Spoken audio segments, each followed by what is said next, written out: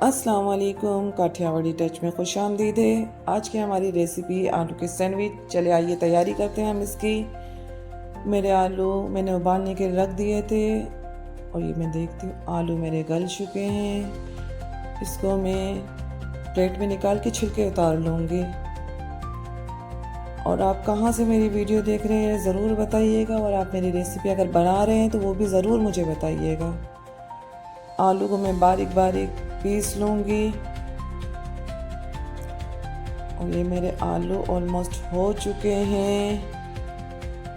इसमें मैं कुछ मसाले शामिल करूँगी। चिकन पाउडर, भुना पीसा ज़ीरा है, सफ़ेद मिर्च, कटर मिर्च, काली मिर्च और नमक। कटर मिर्च मैंने हाफ टेबल स्पून लिया था और बाकी सारी चीज़ें मैंने 1 टीस्पून ली थी।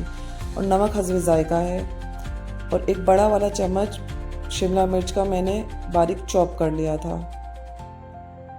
आप लोग बारीक काट कर भी डाल सकते हैं। मेरी बेटी के मुंह में आता है तो वो निकाल देती है। एक प्याली चिकन उबली हुई है, वो मैंने शामिल कर दी है इसके में। अब इसको मैं सबको मिला दूंगी।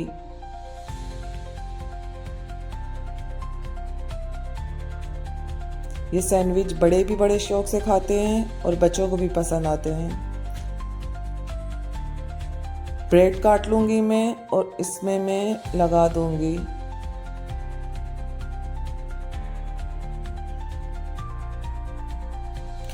आप अगर काटते हो तो चारों साइड काटिएगा, मैंने सिर्फ 2 साइड की काटी थी। और इसमें अब आलू का मसाला मैं लगा दूंगी। सैंडविच का जो बैटर मैंने तैयार किया है,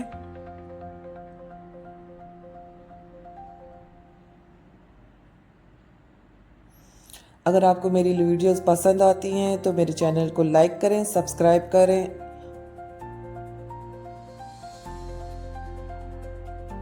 मेरा नया चैनल है, मुझे आप लोगों की सपोर्ट की ज़रूरत है।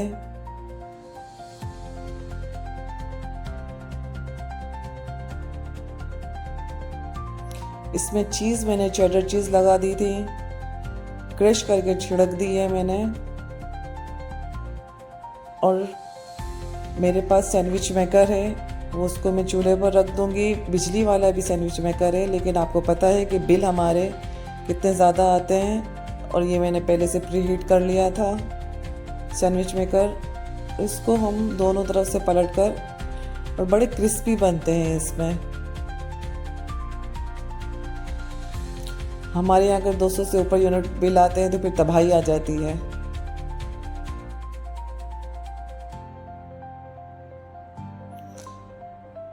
ये दूसरी तरफ पलट लिया है, धीमी आंच पर। बड़े क्रिस्पी होते हैं। खोल कर भी देख लेंगे अगर कलर नहीं, अभी मेरे कलर होना बाकी है।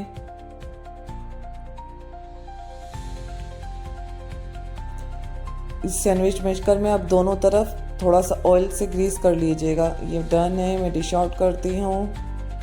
और ये मैंने काट लिया है, आप देखिए ज़बरदस्त।